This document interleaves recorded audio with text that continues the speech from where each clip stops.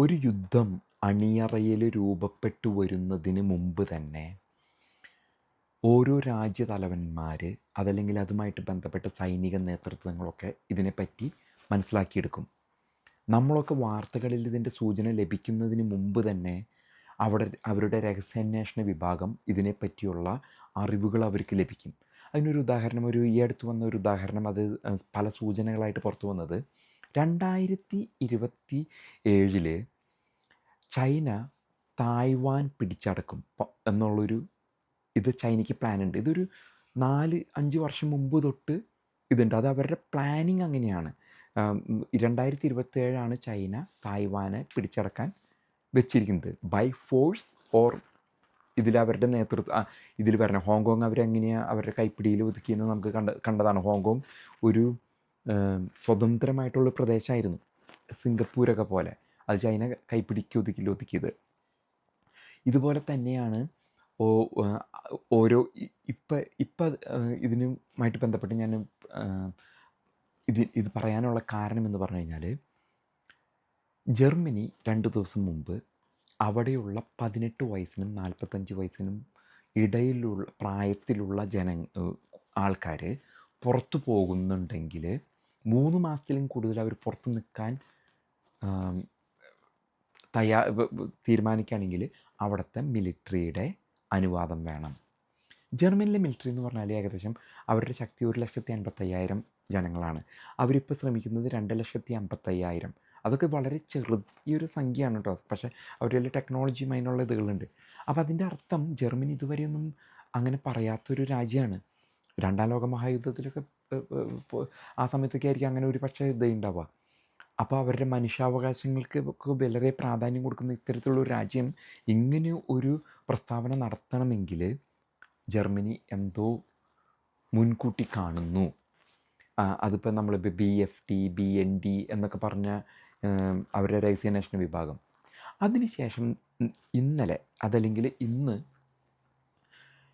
American വിദേശകാര്യ secretary Pete ഹെഗ്സത്ത് American മിലിറ്ററിയും അങ്ങനെ ഒരു തീരുമാനത്തിലേക്ക്, അതായത് 18നും 45നും വയസ്സിനിടയിലുള്ളവർ ഡ്രാഫ്റ്റ് ചെയ്യാന്ന് പറയും മിലിറ്ററി സേവനത്തിന് തയ്യാറായിക്കൊള്ളണമെന്ന്.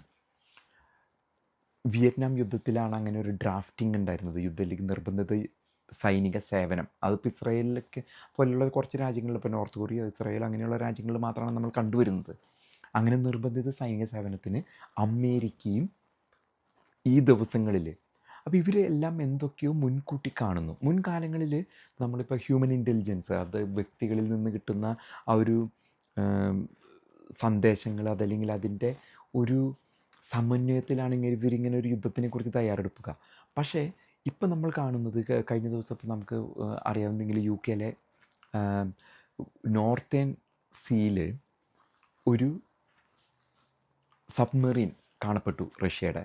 ഇന്ന് അതേപോലെ തന്നെ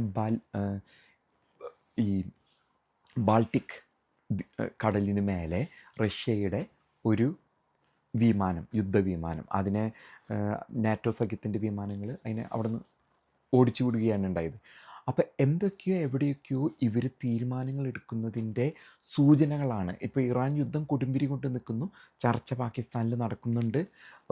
അതെങ്ങാനും പാളിക്കഴിഞ്ഞാൽ ഒരു വലിയൊരു രാജ്യങ്ങൾ, ഇപ്പോൾ നാറ്റോ സഖ്യം പോലും, കാരണം ഈ ഹോർമുസ് കടലിടുക്ക് അടഞ്ഞു കിടന്നാൽ ലോകം ചലിക്കില്ല, ലോകത്തിൻ്റെ സമ്പദ് വ്യവസ്ഥ തകരും. അതൊരു രാജ്യങ്ങളുടെ അല്ല. അമേരിക്കയ്ക്ക് കാര്യമായിട്ട് കോട്ടം പറ്റില്ല.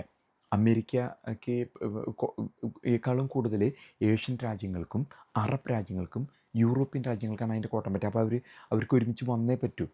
അപ്പോൾ അവർ ഇറങ്ങിക്കഴിഞ്ഞാൽ ചൈന ഇപ്പോൾ അവിടെ നിന്നൊരു ആയുധത്തിൻ്റെ അവരുടെ HQ-9 എന്ന് പറഞ്ഞ S-300 പോലെ S-400 പോലെ ഇന്ത്യ വാങ്ങിയിട്ടുണ്ട് റഷ്യയുടെ നിന്ന്. അതുപോലെയുള്ള സാധനം ചൈന ഇറാനിലേക്ക് അയക്കുന്നുണ്ട്. അതുപോലെ തന്നെയാണ് റഷ്യയും ഇത് ചെയ്യുന്നത്. റഷ്യയും ഇതിലേക്ക് ഇറങ്ങുന്ന ഒരു സ്ഥിതിവിശേഷം വന്നു കഴിഞ്ഞാൽ നമ്മൾ വിചാരിക്കുന്നതിലും കൂടുതലായിട്ടുള്ള ഒരു വമ്പൻ യുദ്ധത്തിന് ലോകം അവിടേക്ക് ഇറങ്ങുന്നു എന്ന് വേണം നമുക്ക് മനസ്സിലാക്കാനായിട്ട്. ഒപ്പം തന്നെ മാർക്ക് റൂട്ട് എന്ന് പറഞ്ഞ നാറ്റോ തലവൻ ഇവിടെ വന്ന് ട്രംപിനെ കണ്ടുപോയിട്ടുണ്ട്.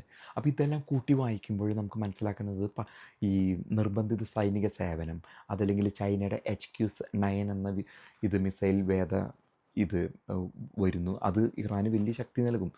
മുകളിൽ കൂടെ പോകുന്ന വിമാനങ്ങൾ അടിച്ചിടാവുന്ന സ്ഥിതി വന്നു കഴിഞ്ഞാൽ.